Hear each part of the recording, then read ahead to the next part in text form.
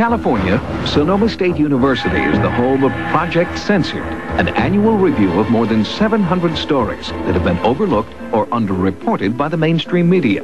A panel of judges, including Mike Wallace, Bill Moyers, and John McLaughlin, select an annual top 10 list of the most significant news stories. Last year, the #1 most underreported story was a mysterious U.S. government project called HAARP.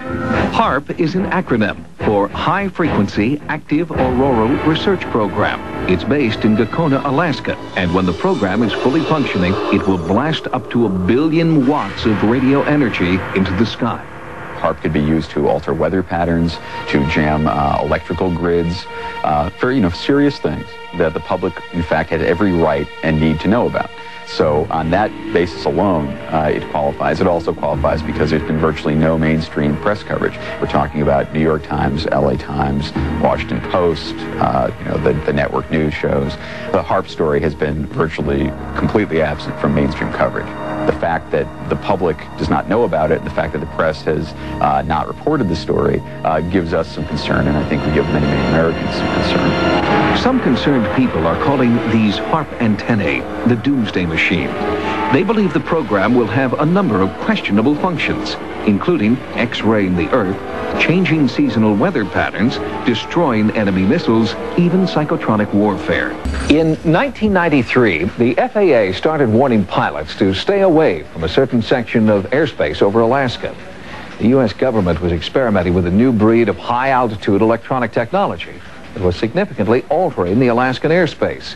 The experiments continue to this day, and critics are warning that this project could have global effects that will destroy our planet.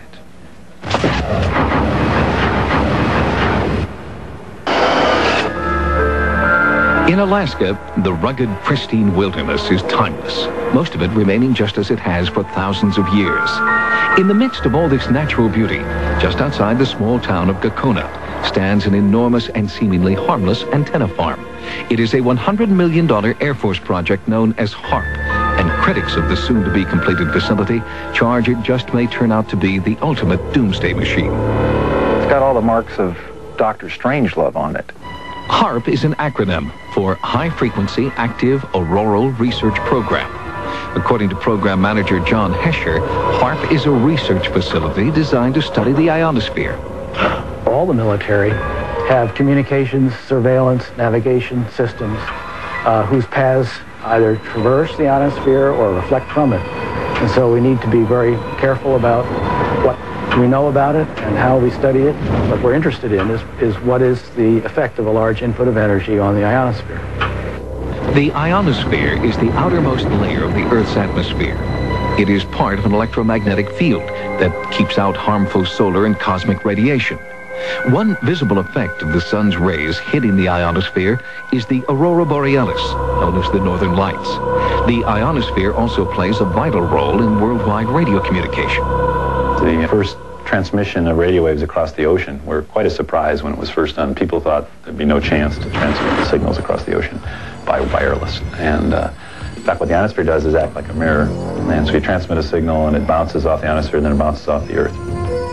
When HAARP is fully operational, it will transmit extremely powerful blasts of high-frequency radio waves directly up into the atmosphere, superheating the electrons that make up the ionosphere. This will cause them to disperse, effectively punching a hole in the ionosphere. But after you turn the instrument off, this thing kind of moves around and it gets replenished, and within a few minutes, it's back to where you can't even detect that there's a hole anymore. The Air Force says that manipulating the ionosphere and studying the effect will allow them to improve the efficiency of communications, navigation, and surveillance systems. But researchers outside the military see HAARP as a high-tech weapon with global implications. The way I see HAARP as it is right now, it is a premier, top-notch, high-energy radio physics experiment and has definite military applications. Journalist Mark Farmer lives in Alaska and has written about the potential impact of HAARP for both Jane's Defense Weekly and Popular Science magazine. He believes that HAARP will be used to take giant X-rays of Earth. Earth-penetrating tomography is a technique using extremely low-frequency radio waves. Today in geophysical probing, scientists will use explosives or a machine that thumps the ground to produce these waves, but HAARP will stimulate the auroral electrojet to make an antenna thousands of miles long that will emit these ELF waves.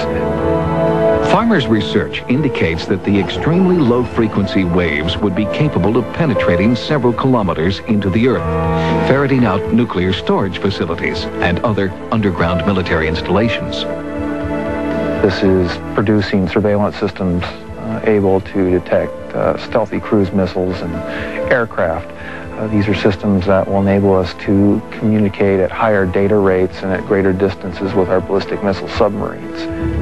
While the Air Force insists HAARP is not an offensive weapon and is necessary for continuing national security, Alaska native Nick Begich proposes a different scenario in this new book.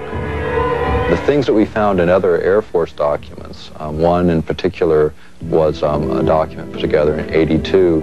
The document was called Low Intensity Conflict in Modern Technology, with a foreword by none other than Newt Gingrich. One section spoke about using radio frequency radiation transmitters for disrupting human thinking, for basically debilitating troops invisibly by being able to bombard them with radio frequency that was tuned to just the right frequency, in just the right waveform, so as to totally disrupt their mental process and basically debilitate those troops. Because of HAARP's potential to disrupt the Earth's magnetic field, many observers are concerned that it will damage the biomagnetic sensors that migratory animals like salmon and birds depend upon. Anything that HAARP can do to the magnetic field is orders of magnitude smaller than the natural variations of the Earth's field. So I would have to say, no, there's nothing we can do to affect the salmon. But what generates the most concern by far is HAARP's ability to tamper with and punch holes in the ionosphere. The thing that one of the Air Force documents points out is that they want to use this heater to create enough energy in the ionosphere to get a runaway effect up to the next stabilizing level, whatever that might be. It's precisely whatever that might be that worries Dr. Patrick Flanagan, a physicist who believes the ionosphere is extremely fragile. The ionosphere is a chaotic system that is on the edge of instability. So the trigger point for HAARP would be that energy and that frequency which throws the ionosphere into chaos. In other words, it would be that point which throws it over the edge. For example, it is believed that a hole in the Earth's ozone layer has caused an increase in infrared radiation, contributing to the melting of the polar ice caps and forcing New Zealand children to wear protective clothing to school. Flanagan and others believe the potential danger from a hole in the ionosphere is much greater. It could create a change in the ionospheric shield that protects us from cosmic radiation. We're worried about the ozone layer. The ozone layer is nothing compared to what HAARP could do. You know, we're worried about ultraviolet light. That's just a very harmless ray compared to some of those energy streams or particles that are coming from outer space that are being deflected by this natural shield around the Earth. And this is what HAARP wants to play with. Critics worry that HAARP has been placed in the hands of too few, and that international debate is necessary to fully explore all the potential dangers that this project may soon unleash, a proposal in which the Air Force has shown little interest to date. Once we open this box, and it is a veritable Pandora's box, we're not going to be able to close it. And of course, once you acquire a technology, you want bigger and better aspects of it. And then we come into the questions of whether or not, if we go big, if we go better, if we're going to cause damage to our planet. Proponents of HAARP insist the danger has been grossly exaggerated. The project continues to move forward as scheduled and will be fully operational by 1997.